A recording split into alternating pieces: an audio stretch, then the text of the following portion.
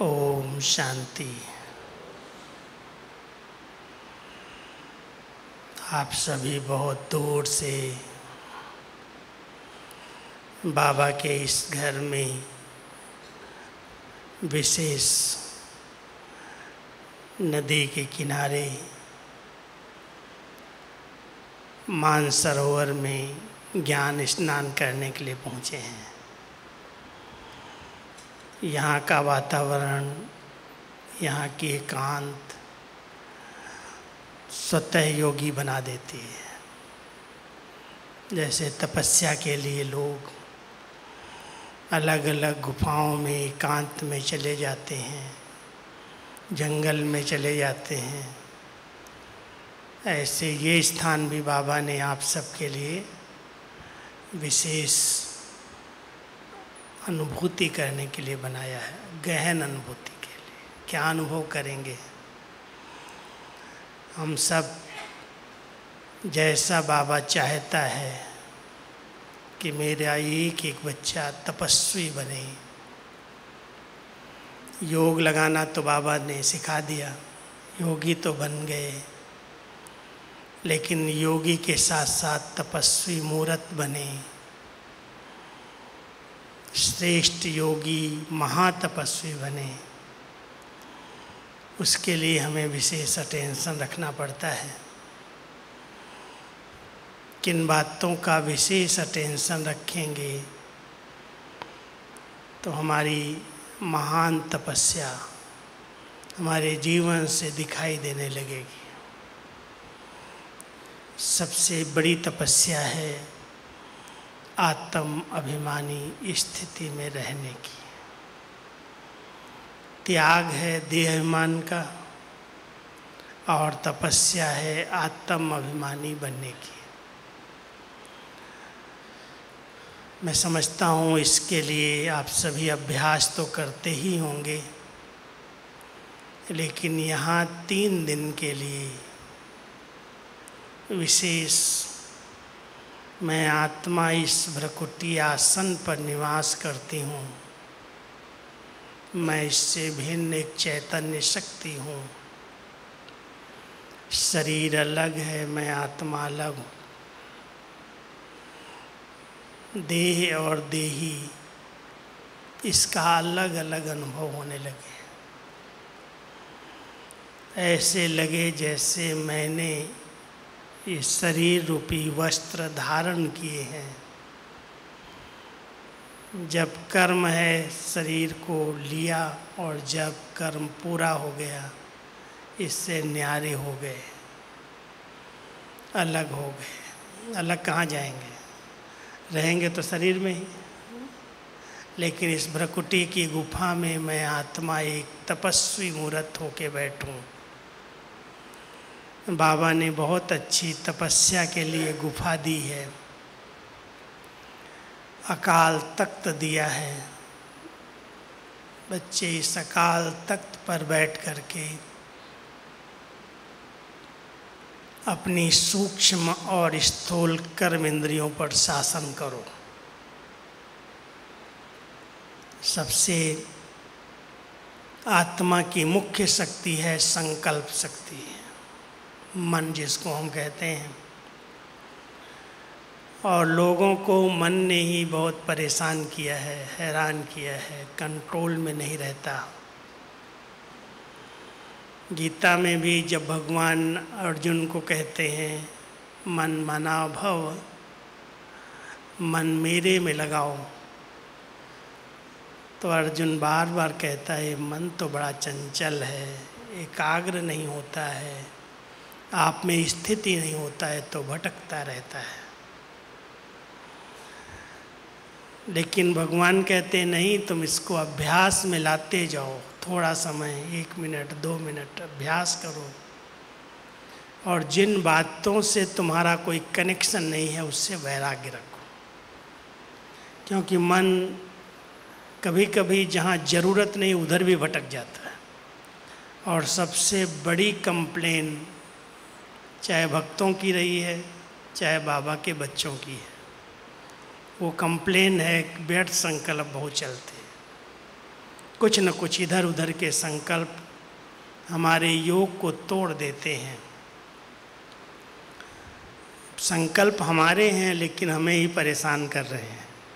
इसलिए हर एक को अपनी संकल्प शक्ति को बहुत ध्यान से कंट्रोल करने की ज़रूरत है। मैं आत्मा मालिक हूँ, और संकल्प जो गति है उसकी, उस गति पर ध्यान दो। कई बार बाबा कहते हैं मन को मारो नहीं, मन को दमन नहीं करो, अमन नहीं करो, उसको सुमन बनाओ। अच्छे अच्छे संकल्प रचो। संकल्प अगर इधर उधर के आ रहे हैं तो उनको मोड़ दो। हमेशा ऊंचाई की तरफ अगर किसी गाड़ी को ले जाते हैं तो दो शक्तियां पहले गाड़ी की चेक करते हैं। एक उसकी ब्रेक ठीक है, पावरफुल है, जहाँ लगाना चाहें वहाँ लगेगी, या लगाएंगे यहाँ और लगेगी दूर। अगर ब्रेक ठीक ना हो तो उस गाड़ी में आप बैठेंगे, कहेंगे नहीं नहीं ये गाड़ी एक्सीडेंट कर देगी। और दूसरी शक्ति उसका हैंडल मोड़ने की शक्ति, वो भी बहुत टाइट नहीं चाहिए, वो भी सहज मुड़ जाए, जिधर मोड़ना चाहे उधर मोड़ दे। तो हम सभी भी इस साकार वतन से अव्यक्त वतन, मूल वतन की ऊंचाई की अनुभूति करना चाहते हैं, और अनुभूति कराने वाला संकल्प ही है। शून्य नहीं करना इसको। यही एक शक्ति है जो आपको यहाँ से उड़ा के अव्यक्त और मूल में ले जाएगी। इसलिए इसको भक्ति मार्ग में भी अब वाहन कहा है। कहते हैं अंतर मन वाहन। अंदर का जो मन है वही आत्मा का वाहन है। अंतःवाहक शरीर। अंतःवाहक शरीर है क्या चीज़? कहते हैं योगी लोग, तपस्वी लोग पहले शुरू में जब तपस्या करते थे तो एक स्थान पर बैठ जाते थे और अपने भक्तों के पास जो उनको याद करते थे उनको पुकारते थे, उनसे मदद मांगते थे। वो एक स्थान पर बैठे हुए अपने अंतःवाहक शरीर से वहाँ पहुँच जाते थे। बैठे यहाँ हैं, शरीर यहाँ है, लेकिन उनको अनुभव कराते थे कि हमारे गुरुजी, हमारे पूज्य हमारे सामने आए, हमारे सिर पर हाथ रखा, हमें आशीर्वाद दी, मेरे दर्द दूर कर दिए। ये शक्ति हमारे पुराने प्राचीन संत महात्माओं में भी थी। आज नहीं रही क्योंकि वो तमोगुणी, तमो प्रधानता आ गई। बाबा भी अपने बच्चों को इस शक्ति से संपन्न बनाना चाहते हैं। बच्चे पहले तो अपने संकल्प शक्ति को चेक करो, किधर जाता है, क्यों जाता है, क्या जरूरी है। एक स्थान पर बैठे हैं, बाबा सामने है और मन कहाँ जा रहा है चेक करो। अगर लगता है ये कहीं दिशा को इसने चेंज कर लिया है तो उसको मोड़ो, कि ज़रूरत नहीं है, अभी हम बाबा की याद में बैठे हैं, इन संकल्पों की अभी ज़रूरत नहीं। बात करो अपने आप से, रोक दो, अच्छे संकल्पों में रमण करो। मैं एक बहुत पवित्र आत्मा हूँ, शुद्ध आत्मा हूँ, महान आत्मा हूँ। इस सृष्टि नाटक में मैं खेल खेलने के लिए आई हूँ। मेरा निज घर परम धाम है।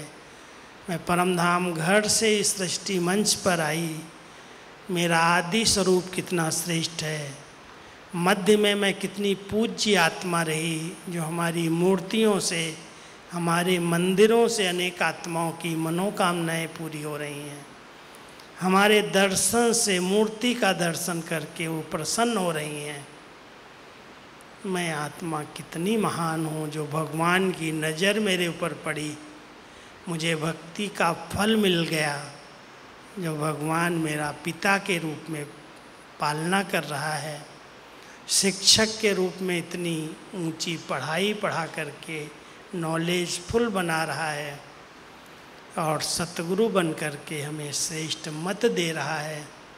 अब ये मन के संकल्पों को इस श्रेष्ठ संकल्प से चेंज करो। जो भी इधर उधर के संकल्प आते हैं, जब ये चिंतन शुरू हो जाता है तो वो संकल्प समाप्त हो जाते हैं। लेकिन संकल्प को काम तो देना पड़ेगा, ऐसे नहीं शांत करके बैठ जाओ। कब तक बैठोगे? संकल्प तो कहते हैं सारा कल्प ही चलता है, चलता ही रहता है, चलता ही रहता है, रुकता ही नहीं है। अब वो रुकता नहीं है, लेकिन उसको मोड़ तो सकते हैं, तो उसको दिशा दो। इसलिए बाबा कहता है रोज़ मुरली की अच्छी स्टडी करो, रोज़ कुछ मनन करो, चिंतन करो, नई नई टॉपिक पर विचार सागर मंथन करो, कुछ लिखने की आदत डालो, अच्छा अच्छा साहित्य पढ़ो, अच्छा संग करो, अच्छा भोजन करो। जो मन पर प्रभाव डालने वाली चीज़ें हैं उस पर ध्यान दो। मन को सबसे बड़ा प्रभाव पड़ता है जो आज हम सभी साइंस के साधनों का अधिक प्रयोग कर रहे हैं, और उसमें बहुत कुछ नेगेटिव बातें, अश्लीलता आ गई है। अगर कोई व्यक्ति मोबाइल को, इंटरनेट को, कंप्यूटर को, टीवी को किसी तरह से कोई गलत बटन दबाता है तो उसके संकल्पों की गति उसी तरह चलने लगती है। इसलिए परहेज है। जो संकल्पों को भटकाने वाली चीज़ें हैं, जो हमारे स्वप्न और संकल्पों को अशुद्ध बनाने वाली चीज़ें हैं, जो हमारे इस तपस्वी जीवन में सबसे बड़ा विघ्न है, मुझे उस पर ब्रेक देनी है। ये चीज़ें मुझे नहीं देखनी है। बाबा ने मना किया है, ऐसी कोई भी बातें, चाहे जैसी दुनिया की हालत है, मुझे उन पर चिंतन नहीं करना, चर्चा नहीं करनी है, दृश्य नहीं देखने हैं, उससे परहेज करो। जब उतना हमारा ध्यान है कि ऐसी चीज़ें नहीं देखनी, और अगर कोई व्यक्ति गलत बातों का प्रचार प्रसार कर रहा है, संग ऐसा है जो बैठता है तो इधर की बातें, उधर की बातें, ये बहन ऐसे है, वो बहन ऐसे, इस सेंटर पे ये होता है, मधुबन में ये होता है। अगर कोई भी पर चिंतन, पर दर्शन करता है तो ऐसे संग से अपने आप को किनारा करो। बाबा कई बार कहते हैं वो तुम्हारा दोस्त नहीं है, तुम्हारा दुश्मन है, वो तुम्हारा पतन कर देगा। इसलिए कहते हैं पर चिंतन पतन की जड़ है। कोई भी ऐसी बातें करे जो हमारे काम की नहीं है, जिससे हमारा कोई लेना देना नहीं है, जिसमें हम कुछ कर भी नहीं सकते हैं, वो बातें इन कानों में न जाएं। कानों को भी सोने का बना दो, इसमें केवल बाबा की बातें जाएं और कोई व्यर्थ बातें न जाएं। तो अगर संग की, साहित्य की, श्रव्य और दृश्य की परहेज करेंगे, और साथ साथ अगर बड़े पवित्र आत्माओं के हाथ का बनाया हुआ भोजन करेंगे, शुद्ध भोजन करेंगे, भोग लगाया हुआ भोजन करेंगे, तो कहते हैं जैसा अन्न वैसा मन बन जाता है। जो कुछ हमारे पेट में जा रहा है, जिनके द्वारा, जिन भावनाओं से बनाया हुआ भोजन हम खा रहे हैं, उससे भी हमारे विचारों का निर्माण हो रहा है। तो बहुत सारी कहानियाँ हैं, कहानियाँ तो मैं नहीं सुनाऊंगा। जैसा पानी वैसी वाणी, जैसा अन्न वैसा मन, जैसा संग वैसा रंग।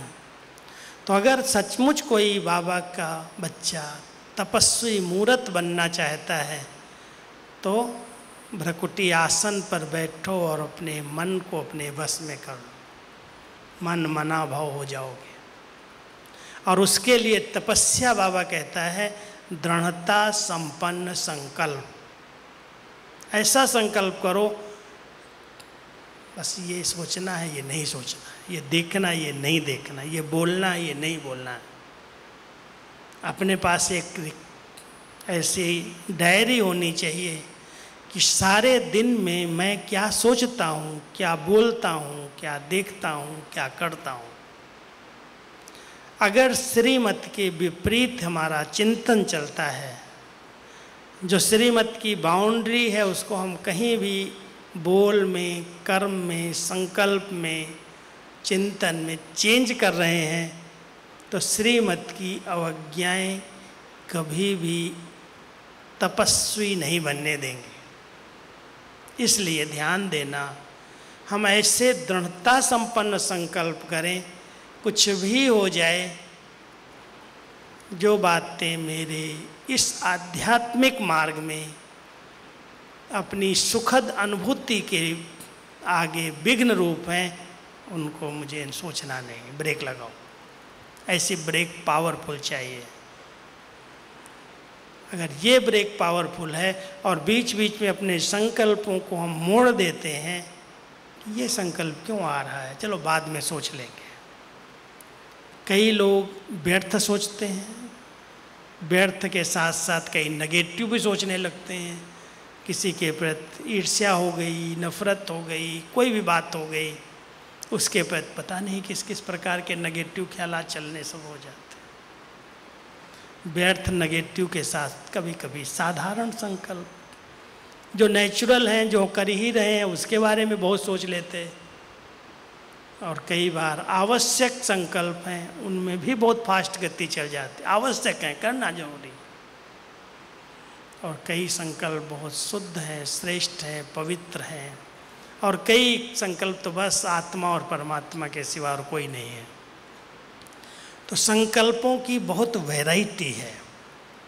अगर मुझे तपस्वी मूर्त बनना है तो पहले संकल्प शक्ति पर हमारा कंट्रोल चाहिए, और साथ साथ बुद्धि ठीक जजमेंट दे, समय पर साथ दे।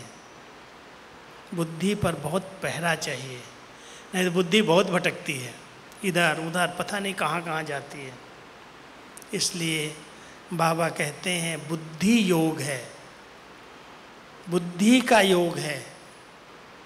बुद्धि से बाबा को याद करो। लेकिन कई बार बुद्धि दिमाग के आधार से याद करने लगती है और उसकी भावनाएं कम हो जाती हैं। तब वहाँ पर बाबा कॉन्ट्रास्ट बताते कि एक मेरे बच्चे हैं जो दिमाग से याद करते हैं, और एक मेरे बच्चे हैं जो दिल से याद करते हैं। तो आप कौन है सभी? दिमाग से नहीं, दोनों की ज़रूरत है। हमारा ज्ञान कोई अंधश्रद्धा वाला नहीं है। भक्त हम ऐसे अंधश्रद्धालु नहीं हैं जो कह दिया वैसा ही हो गया। लेकिन हमारा यथार्थ ज्ञान समझ से परमात्मा कौन है, कहाँ है, क्या संबंध है, उससे हमें क्या प्राप्ति होती है। बाबा कहते हैं मैं अपने बच्चों का दिमाग तो इतना विशाल बना देता हूँ, जो बाबा कहते ही उनकी बुद्धि संसार से पार चली जाती है। बाबा शब्द ही परमधाम घर की याद दिला देता है। ऐसे नहीं बाबा कहा तो कोई देहधारी याद आ गया। कई लोग कहते हैं तुम्हारा बाबा भी देखेंगे। अरे हमारा बाबा तुम क्या देखोगे, हमारा बाबा इन आँखों से दिखाई नहीं देता। उस निराकार बाबा को हम बाबा कहते हैं। साकार में बाबा आए हैं, इसलिए जब उसमें हैं तो हम बाप दादा कहते हैं। बाप और दादा, दादा सिंधी में बड़े भाई को कहते हैं। शिव बाबा बाप है, आत्माओं का पिता है, और दादा बड़ा भाई है। लेकिन एक दूसरे शब्दों में भी बाप दादा कभी कभी आता है।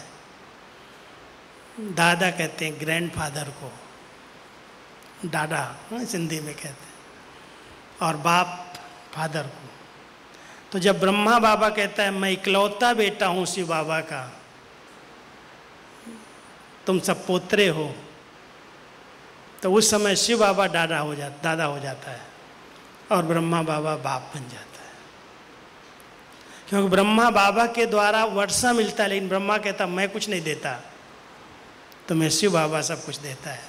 तुम मुझे याद नहीं करो, उसको याद करो। मैं भी उसको याद करता हूँ। कई कह देते हैं जहाँ जाओ वहाँ बाबा को, आपने ब्रह्मा बाबा को बिठा दिया। लेकिन ये हमारा मार्गदर्शक, हमारा एक टीचर के रूप में सामने है, जो हमें बता रहा है कैसे तुम शिव बाबा को याद करो। तुम्हारी बैठक कैसे हो, तुम्हारी क्या पोजीशन हो। जैसे ड्रिल टीचर सामने बैठ करके या खड़े हो करके एक्सरसाइज कराता है, ड्रिल कराता है, तो इसको ये थोड़ी कहते तुम ये क्यों बैठा है यहाँ, तुम भी नीचे आ जा। तो ब्रह्मा बाबा हम सब के मार्गदर्शक के रूप में, टीचर के रूप में सामने, लेकिन पढ़ाने वाला शिव बाबा है। और जैसे वो योग कर रहे हैं, तपस्वी बन करके बैठे हैं, ऐसे हमें भी कहते हैं बच्चे तपस्वी हो करके बैठो। आपकी बैठक ऐसी हो, 4 प्रकार की एकाग्रता अगर है तो आप तपस्वी दिखाई देने लगेंगे। ब्रह्मा बाबा को देखो, शरीर एकदम एकाग्र है। भले आज का ज़माना ये कुर्सियों का आ गया, सोफ़ों का आ गया, बैग चाहिए, थोड़ा जितना प्रकृति तमो प्रधान है तो सबको ये सब साधन चाहिए। लेकिन ब्रह्मा बाबा ने 93 वर्ष की आयु तक टेका नहीं लिया, तपस्या की। ऐसे लास्ट दिन भी इसी तरह बैठ करके मुरली सुनाई, पैर पर पैर चढ़ा करके आराम से बैठे। तपस्वी जीवन। तो सबसे पहले तो शरीर की एकाग्रता हो जाए। कैसी भी बीमारी, कुछ भी होता है, ऐसे लगे ये अलग है, मैं अलग हूँ। शरीर की एकाग्रता के साथ संकल्पों की एकाग्रता, बुद्धि की एकाग्रता, और उसके बीच में जो दिल की भावनाएं हैं उसकी भी एकाग्रता, वो भी भटक नहीं रही हैं। तो मन, बुद्धि, दिल और शरीर जब चारों प्रकार की एकाग्रता होती है, तब सहज रीति से शरीर से अलग अनुभव होने लगता है। मान लो यहाँ बैठे हैं, कोई बार बार बीच से आए जाए, उठे बैठे, तो डिस्टर्ब होगा कि नहीं होगा? तपस्वी आत्माएं ऐसी एकांत में एकाग्र होकर के बैठती हैं, जो कोई भी बात की हलचल ना हो, तपस्या में कोई डिस्टरबेंस ना हो। हम सब ध्यान दें कि हम यहाँ मधुबन में, शांतिवन में, मानसरोवर में तपस्या के लिए आए हैं। हमें अभी 3 दिन के लिए बिल्कुल स्थिर होकर के बैठना है, एकाग्र होकर के बैठना है। जितनी स्थिरता और एकाग्रता बढ़ती जाएगी, उतनी स्वच्छता अपने आप आएगी, और जहाँ स्वच्छता आएगी वहाँ स्पष्टता आ जाएगी।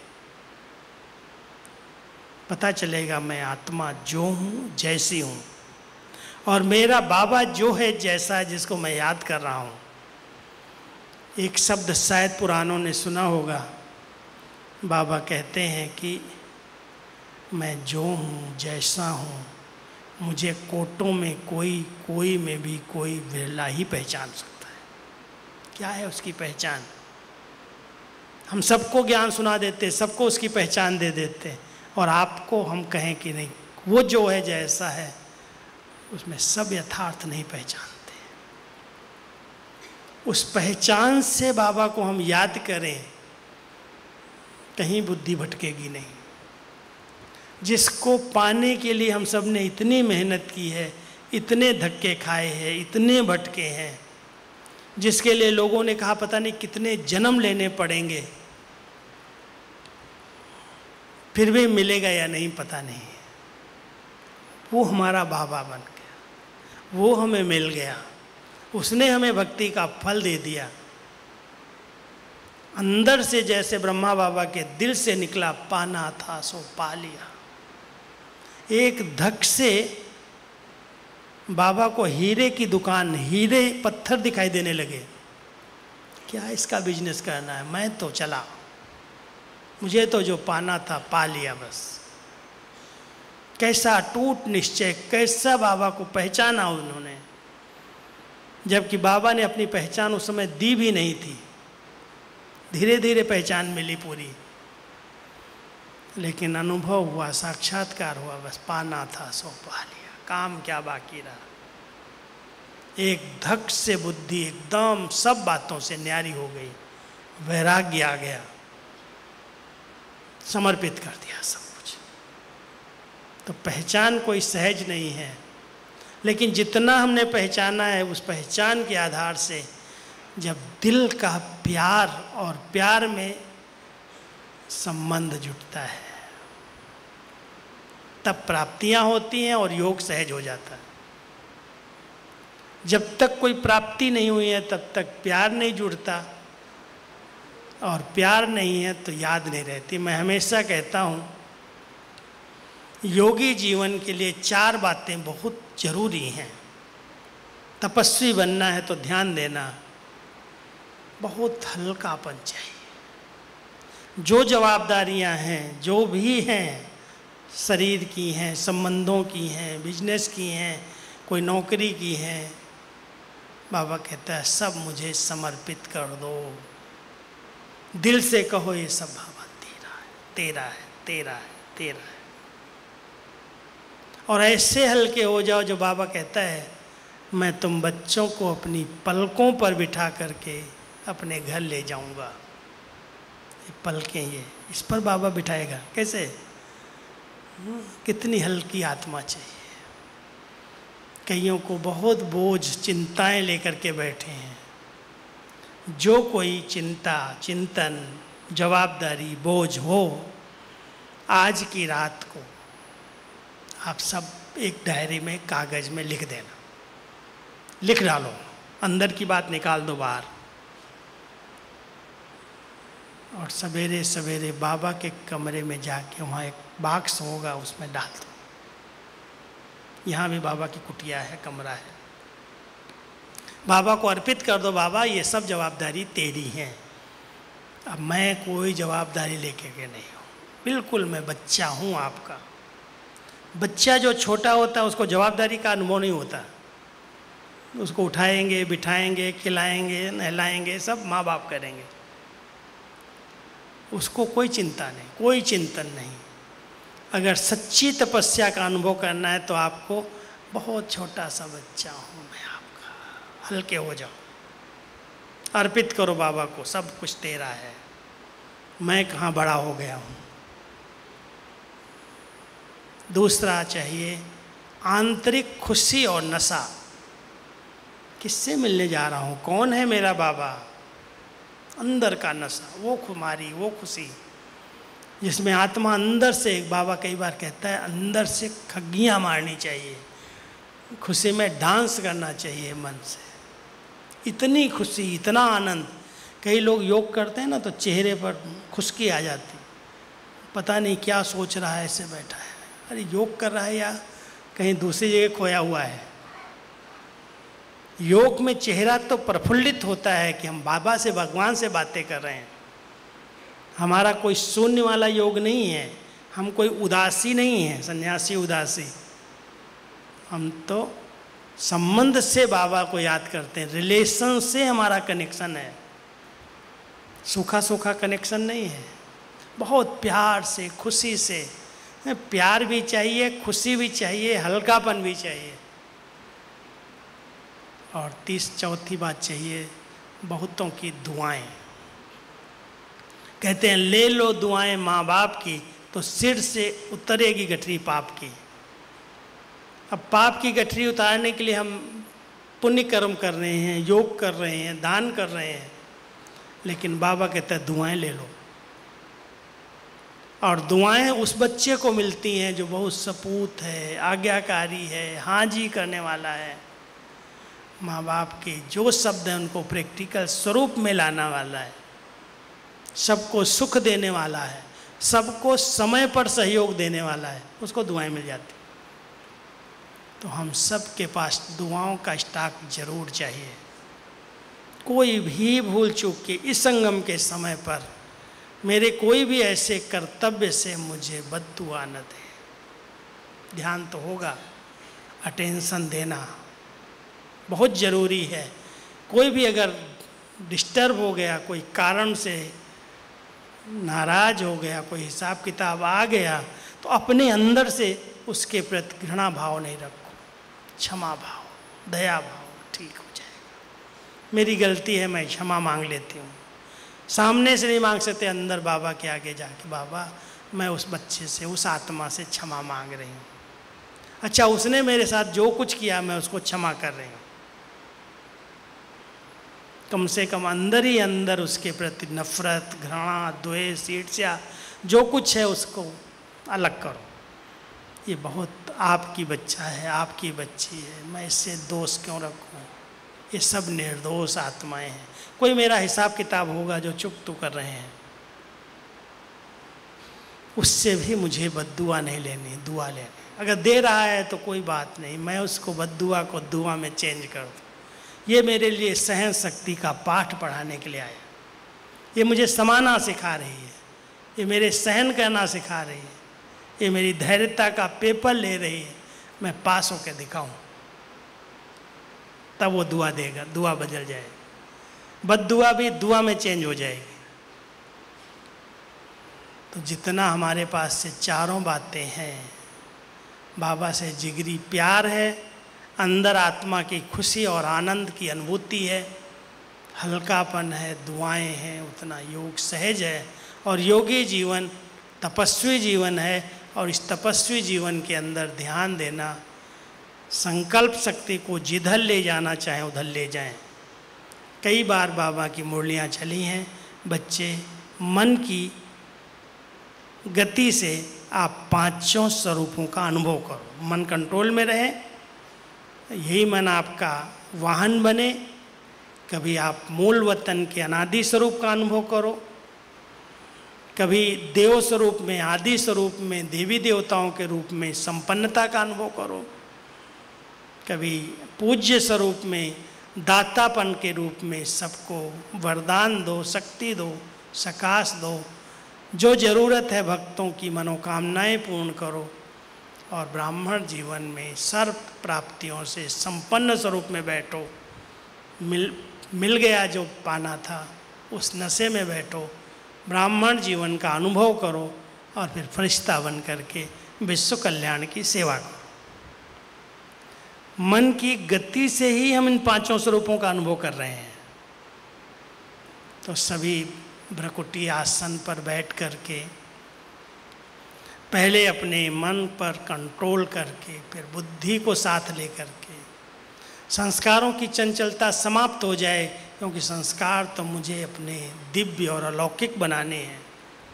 मैं तो देव आत्मा हूँ, मेरे वो दिव्य संस्कार थे, ये तो मध्यकाल में देहमान के कारण अनेक प्रकार के संकल्प संस्कार के रूप में बदल गए। उन संस्कारों का मुझे संस्कार करना है, मुझे बदलना है।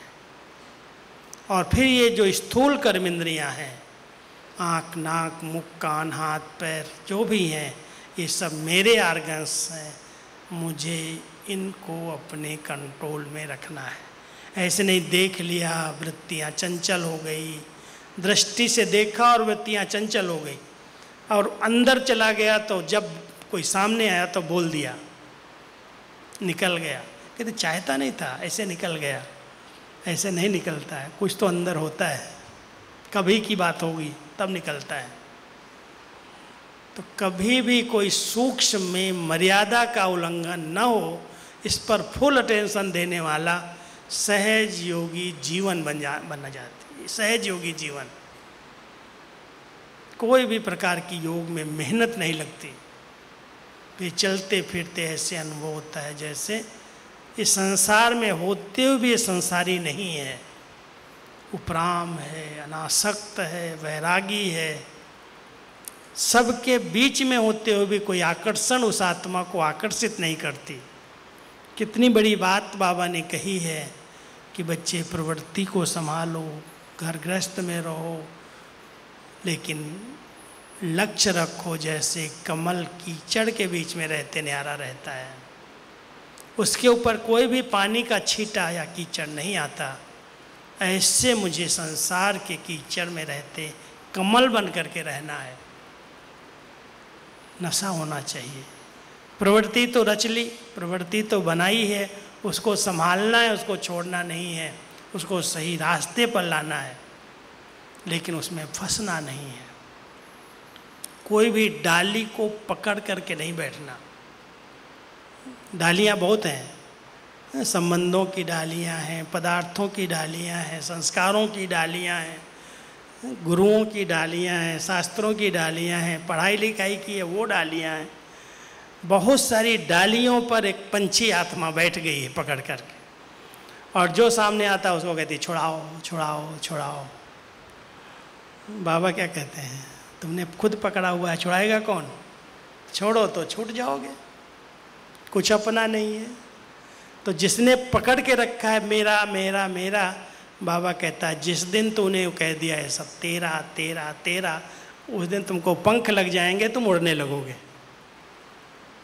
तो संसार सागर से अगर उड़ करके बाबा के पास चलना है तो कोई भी डाली को पकड़ के नहीं रखना। पकड़ी है तो छोड़ दो, खुद ही पकड़ी है, कोई छुड़ाएगा कैसे? तोते की कहानी बाबा सुनाता है ना, तोते ने डाली को पंजे से पकड़ा था और बोलने वाला तोता था, इसलिए जो राहगीर जाता था तो मुझे छुड़ाओ छुड़ाओ छुड़ाओ। तो राहगीर ने देखा इसको बांधा किसने है, आया सामने देखा, कहता भाई तुमने तो खुद ही अपने पंजे से डाली पकड़ी है, तुमको छुड़ाएगा कौन? तो छोड़ दे तो छूट जाएगा। आज हम सभी ने कोई ना कोई डाली को ऐसे पकड़ रखा। कईयों की डाली पता क्या है?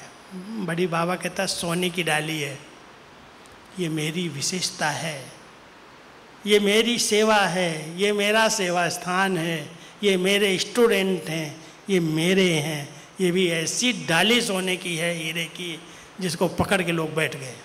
है कुछ नहीं मेरा, ना लाए थे ना ले जाएंगे, जानते हैं, दूसरों को ज्ञान भी देते हैं, लेकिन छोटी छोटी बातों में ऐसा मन खराब कर लेते, डिस्टर्ब हो जाते हैं। मेरे को इसने क्यों छेड़ा, मेरे स्थान पर ये क्यों आ गया? कहाँ से स्थान था, कहाँ से तेरा था? लेकिन बहुत बेहद की दृष्टि चाहिए, बेहद की बुद्धि चाहिए। अब बाबा चाहता है मेरे बच्चे अभी बेहद में आ जाओ। जहाँ भी हदें फंसी हुई हों, जहाँ भी हद हमने बनाई है, उस हद की डाली को छोड़ दो। मैं बाबा का हूँ, बाबा बेहद में है, मैं बेहद में हूँ। बाबा को कभी भी हदें पसंद नहीं आई, बंधा नहीं कहीं। हम सबको भी कहता है बच्चे, कहीं भी कोई लौकिक की हद हो, अलौकिक की हद हो, तुम किसी भी हद में नहीं फंसना। मैं आत्मा बेहद की हूँ, बेहद बाबा की हूँ। बेहद में बुद्धि रहेगी तो अपने आप सबसे न्यारे, सबके प्यारे। बहुत सुंदर बैलेंस चाहिए तपस्या के लिए, बिना बैलेंस के योग नहीं लगेगा। आप अति योग करोगे सिर दर्द हो जाएगा, अति सेवाओं में लग जाओगे योग टूट जाएगा। बैलेंस, परमार्थ और व्यवहार का बैलेंस, कर्म और योग का बैलेंस, न्यारे और प्यारेपन का बैलेंस। ऐसे नहीं प्यारे बने तो सब अपने लगते फंसे हुए हैं, और न्यारे बन गए तो पता नहीं कब घर छोड़ देगा, कब भाग जाएगा, सन्यासी बन जाएगा। बाबा ने सिखाया ही नहीं। इसलिए न्यारे जरूर बनो, लेकिन न्यारे बनना है देहाभिमान से, देवभान से, और प्यारे बनना है शिव बाबा के। अगर बीज को पकड़ लोगे तो सारा वृक्ष आपका हो जाएगा। करके देख लो। हम लोगों ने बीज को पकड़ा, बाबा को पकड़ लिया, बस आज सारा वृक्ष अपना है। किसी एक को हम ये नहीं कहती है मेरी बहन, ये मेरा भाई, ये मेरा परिवार। इतना बड़ा परिवार मिल गया। पता है मैं जब शुरू में आया ना मधुबन में, तो मेरे परिवार में लोगों ने, समाज वालों ने बहुत कुछ बोलना शुरू कर दिया, क्योंकि मैं अपने परिवार का इकलौता बेटा था। मेरे पिताजी 3 भाई थे, उनके बीच में मैं अकेला था। एक बहन एक भाई, बहन तो पहले ही सेंटर पर चली गई। अब जब मैं मधुबन में आया तो मुझे क्या लोगों ने बोलना शुरू कर दिया, तेरे को क्या हुआ, एक आश्रम में जा रहा है, 3 घर हैं, तीनों की खेती है, दुकानें हैं, इतनी बड़ी प्रॉपर्टी का तुम मालिक है, तुम क्यों किसी के दान का पैसा खाएगा। लोगों ने बहुत कुछ बोला,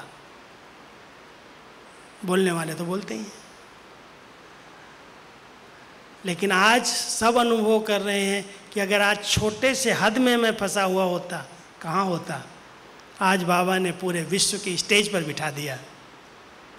कितने हजारों घर हो गए देश विदेश में, जहाँ भी जाओ सब अपने घर हैं और हजारों क्या लाखों भाई बहनें अपने हैं।